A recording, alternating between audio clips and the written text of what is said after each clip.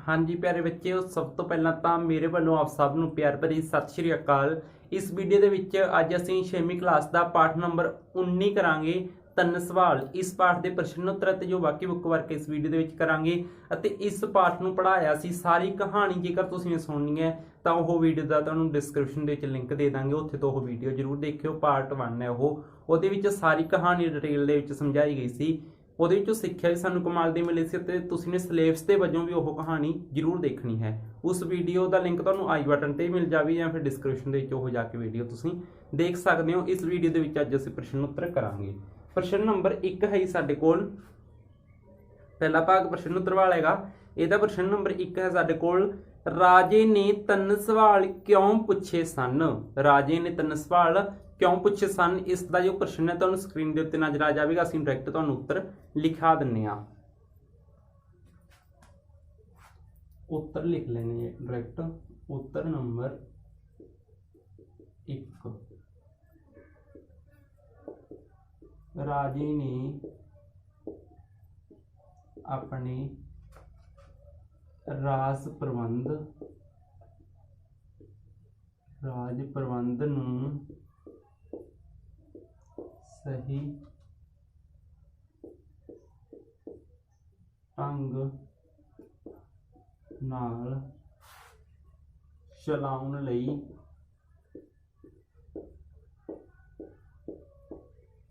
तीन सवाल पूछे।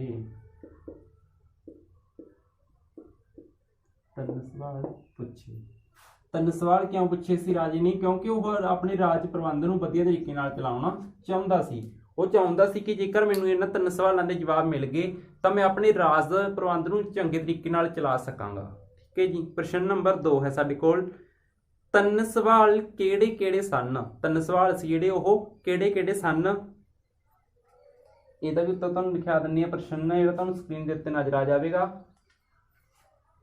ਇਸ ਤਰ੍ਹਾਂ ਨੰਬਰਿੰਗ ਪਾ ਕੇ ਲਿਖ ਲਓ 2 3 ਇਸ ਤਰੀਕੇ ਨਾਲ। ਠੀਕ ਹੈ ਜੀ। ਸਵਾਲ ਨੰਬਰ 1 ਸਾਡੇ ਕੋਲ, ਕੰਮ ਸ਼ੁਰੂ ਕਰਨ ਲਈ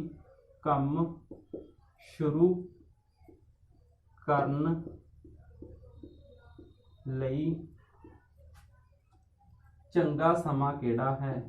ਚੰਗਾ ਸਮਾਂ ਕਿਹੜਾ ਹੈ। ਸਵਾਲ ਨੰਬਰ 2 ਸੀ ਕਿ ਵਰਤਾਅ ਲਈ ਚੰਗੇ ਆਦਮੀ ਕਿਹੜੇ ਹਨ। ਜੇਕਰ ਅਸੀਂ ਕਿਸੇ ਨਾਲ ਵਰਤਾਅ ਕਰਨਾ ਹੈ ਤਾਂ ਉਹਦੇ ਲਈ ਚੰਗੇ ਆਦਮੀ ਕਿਹੜੇ ਨੇ। ਵਰਤਾਅ ਲਈ ਚੰਗੇ ਆਦਮੀ ਕਿਹੜੇ ਹਨ। ਠੀਕ ਹੈ ਜੀ। ਅਤੇ ਸਵਾਲ ਨੰਬਰ 3 ਸੀ ਰਾਜੇ ਦਾ ਸਵਾਲ ਸੀ ਜਿਹੜਾ, ਉਹਦੇ ਵਿੱਚ ਸਵਾਲ ਨੰਬਰ 3 ਸੀ ਸਭ ਤੋਂ ਜ਼ਰੂਰੀ ਕੰਮ ਕਿਹੜਾ ਹੈ। ਸਭ ਤੋਂ ਜ਼ਰੂਰੀ ਕੰਮ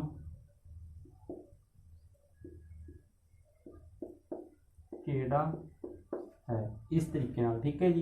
उस तो बाद उत्तर नंबर 3 लिखांगे असी। एक बार असी प्रश्न नंबर 3 पढ़ लेने आ। प्रश्न नंबर 3 है साडे कोल माफ करना जी, जदों राजे दी 3 सवालों के उत्तर नाल तसल्ली ना होई तां राजे ने की कीता। उहदे वजीरां ने जां सियाणे लोग बुलाए सी जिन्हां दरबार दे विच, उन्हां ने उन्होंने उत्तर दिते, सवालों के उत्तर दिते, परंतु राजे की तसल्ली नहीं हुई सी तां राजे ने की कीता सी। इहदा उत्तर लिखांगे असीं। राजे ने सौखे करके लिखा रहे उत्तर ताकि कोई प्रॉब्लम ना आवे याद करन दे विच। राजे ने तपीशर कोल जाण दा फैसला कीता। राजे ने सोचा कि मैं तपीशर कोल चला जाना। उन्हें सुनिया सी कि जंगल दे विच एक तपीशर रहिंदा हैगा तां उहदे कोल जाण दा फैसला कीता सी। राजे ने तपीशर कोल जाण दा फैसला कीता। प्रश्न ने जिहड़े सौखे करके लिखा रहे इन्हां दे उत्तर तुहानूं क्योंकि याद करने सौखे हो जाणगे। जेकर वड्डे करने तां वड्डे दा किताब दे विचों लभ के कितने मर्जी कर सकदे हो तुसीं। चौथा प्रश्न है साडे कोल, राजे ने तपीशर पास जाके की कीता। पास का मतलब इत्थे की है कोल, तपीशर दे कोल जाके की कीता सी। इहनूं नोट कर लो तुसीं।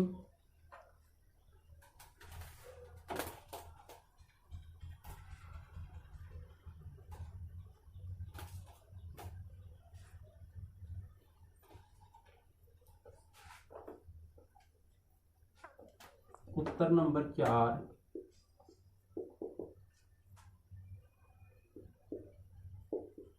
राजे ने तपीशर कोल जाके राजे ने तपीशर कोल जाके 3 सवाल पूछे। ये थोड़ा जिहा वड्डा कराना पऊगा। पूछे परंतु तपीशर क्यारी गुड्डदा रहा। ठीक है जी, इन्ना को बहुत है। हुण असीं करते हैं प्रश्न नंबर 5। राजे ने उन्होंने तपीशर नूं सवाल पूछे से उहदे कोल जाके, परंतु जिहड़ा तपीशर से वह क्यारी गुड्डदा रहा, उन्हें जवाब नहीं दिता सी। ठीक है जी, क्योंकि अंत दे विच उह घटना नूं सुन के जवाब दिता सी ना उन्हें। तपीशर ने, प्रश्न नंबर 5 है साडे कोल, तपीशर ने राजे नूं उस दियां पुच्छां दा जवाब किवें दिता। पुच्छां मतलब सवाल, जो सवाल पूछे सी उन्हां दा जवाब किवें दिता सी तपीशर ने। तपीशर ने कहा कि सब तो जरूरी, सब तो चंगा समा वर्तमान है। सब तो चंगा समा वर्तमान है। वरता करन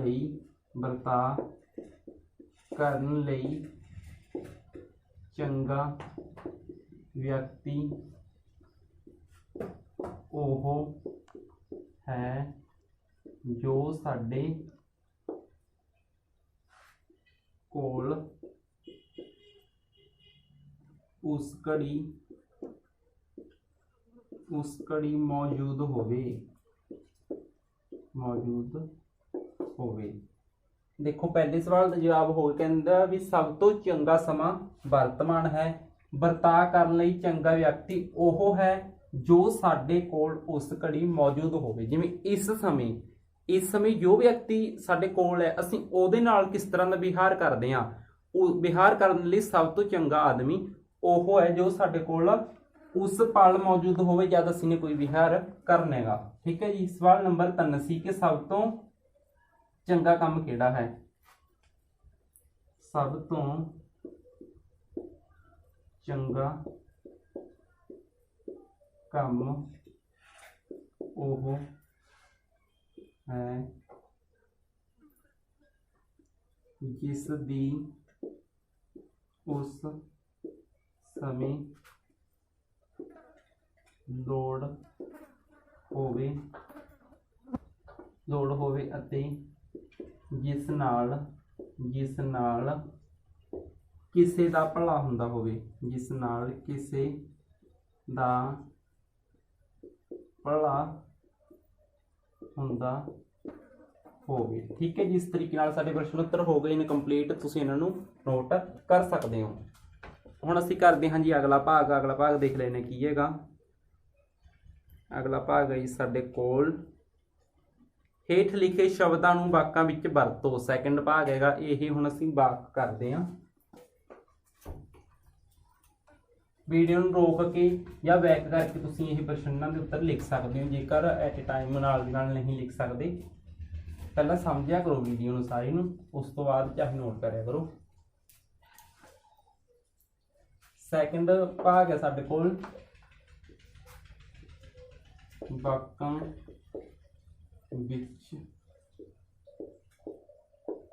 वरतो। वाकां विच वरतो। वाकां विच वरतो दे अधीन, इस भाग के अधीन साडे कोल पहला जो शब्द है वह है जी डोंडी पिटना। डोंडी पिटना, पिटाउनी सॉरी, डोंडी पिटाउनी शब्द है। डोंडी पिटाउनी। डोंडी पिटाउनी का मतलब हुंदे भी साडी कोई गल सी असीं ओह लोकां तक किवें पहुंचाई, होका किवें दित्ता, उहदा इहदा अर्थ ये हुंदी डोंडी पिटाउना का। ठीक है। राजे ने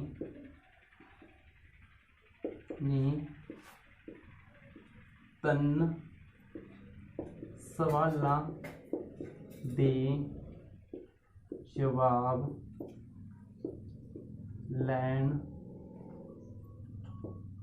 ਲਈ ਡੌਂਡੀ ਪਿਟਵਾਈ। ਜੇਕਰ ਕੋਈ ਅੱਖਰ ਦੀ ਤੁਹਾਨੂੰ ਸਮਝ ਨਹੀਂ ਲੱਗਦੀ ਕਿਸੇ ਸ਼ਬਦ ਦੀ ਤਾਂ ਅਸੀਂ ਨਾਲ ਦੀ ਨਾਲ ਬੋਲ ਰਹੇ ਹਾਂ, ਜਿਹੜਾ ਉਹਨੂੰ ਧਿਆਨ ਨਾਲ ਸੁਣਿਆ ਕਰੋ। ਦੂਸਰਾ ਹੈ ਸਾਡੇ ਕੋਲ ਮਾਲਾ ਮਾਲ ਕਰਨਾ। ਮਾਲਾ ਮਾਲ ਕਰਨਾ। ਰਾਜੇ ਨੇ ਭਿਖਾਰੀ ਨੂੰ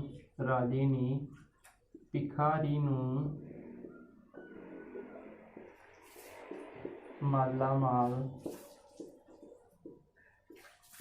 ਕਰ ਦਿੱਤਾ। ਮਾਲਾ ਮਾਲ ਕਰਨਾ ਹੁੰਦਾ ਵੀ ਕੁਛ ਦਾਨ ਦੇ ਵਿੱਚ ਦੇ ਦੇਣੀ ਵੱਡੀ ਚੀਜ਼, ਤਾਂ ਅਗਲਾ ਕਹਿੰਦਾ ਮੈਂ ਤਾਂ ਮਾਲਾ ਮਾਲ ਹੋ ਗਿਆ, ਮਤਲਬ ਵੀ ਮੈਂ ਤਾਂ ਰੱਜ ਗਿਆ। ਬਣ ਬਣ ਦੀ ਲੱਕੜੀ। ਵਣ ਵਣ ਦੀ ਲੱਕੜੀ। ਵਣ ਵਣ ਦੀ ਲੱਕੜੀ। ਦੇਖੋ ਜੀ ਬਣ ਹੁੰਦਾ ਜੰਗਲ ਨੂੰ ਕਹਿੰਦੇ ਹੁੰਦੇ ਨੇ ਬਣ।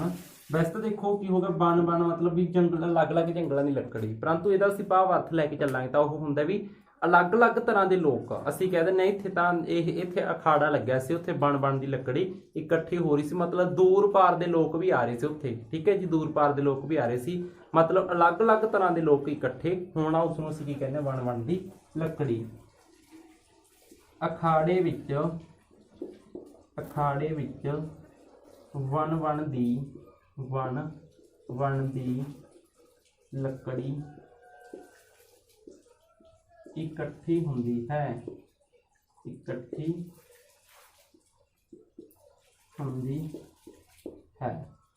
ਠੀਕ ਹੈ ਜੀ। ਅਗਲਾ ਹੈ ਸਾਡੇ ਕੋਲ ਤਪੀਸ਼ਰ ਅਤੇ ਚਰਨ ਸੇਵਕ। 2 ਵਾਕ ਰਹਿ ਗਏ, ਉਹ ਵੀ ਅਸੀਂ ਕਰਵਾ ਹੀ ਦਿੰਦੇ, ਇਹਨੂੰ ਨੋਟ ਕਰ ਲਓ ਤੁਸੀਂ।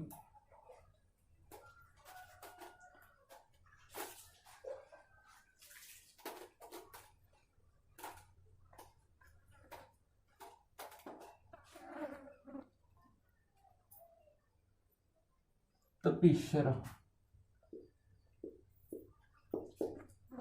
ਸ਼ਾਇਦ ਪੰਜਵਾਂ ਸੀ ਨਾ ਇਹ। ਤਪੀਸ਼ਰ ਹੁੰਦਾ ਜੀ ਤਪੱਸਿਆ ਕਰਨ ਵਾਲਾ। ਜੰਗਲ ਵਿੱਚ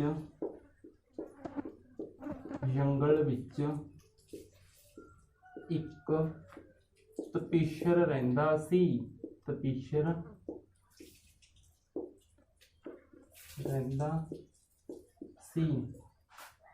ਛੇਵਾਂ ਹੈ ਸਾਡੇ ਕੋਲ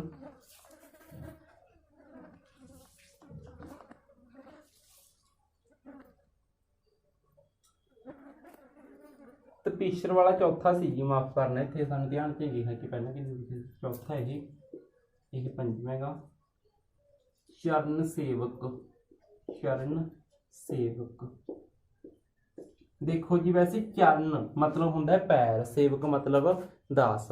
ਇੱਥੇ ਚਰਨ ਸੇਵਕ ਦਾ ਮਤਲਬ ਵੀ ਜੋ ਵਧੀਆ ਸੇਵਾ ਕਰਦਾ ਹੋਵੇ, ਜਿਹੜਾ ਸੇਵਕ ਜਾਂ ਕਹਿ ਲਓ ਜਿਹੜਾ ਦਾਸ, ਜਿਵੇਂ ਨੌਕਰ ਸ਼ਬਦ ਵਰਤ ਲੈਣੇ ਅਸੀਂ ਉਹ। ਠੀਕ ਹੈ ਜੀ, ਚਰਨ ਸੇਵਕ। ਭਿਖਾਰੀ ਰਾਜੇ ਦਾ ਚਰਨ ਸੇਵਕ ਬਣ ਗਿਆ।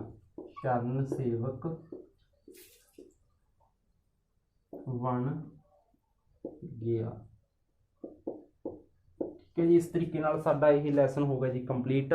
ਜੇਕਰ ਤੁਸੀਂ ਇਹਦੀ ਕਹਾਣੀ ਵਾਲੀ ਵੀਡੀਓ ਨਹੀਂ ਦੇਖੀ ਤਾਂ ਉਹ ਕਹਾਣੀ ਵਾਲੀ ਵੀਡੀਓ ਜ਼ਰੂਰ ਦੇਖਿਓ, ਡਿਸਕ੍ਰਿਪਸ਼ਨ ਦੇ ਵਿੱਚ ਤੁਹਾਨੂੰ ਲਿੰਕ ਦੇ ਦਾਂਗੇ। ਬੜੀ ਇੰਟਰਸਟਿੰਗ ਸਟੋਰੀ ਹੈ, ਕੋਈ ਇਹ ਨਹੀਂ ਕਿ ਬੋਰਿੰਗ ਜੀ ਬਸ ਤੁਸੀਂ ਸੁਣਨੀ ਹੈ।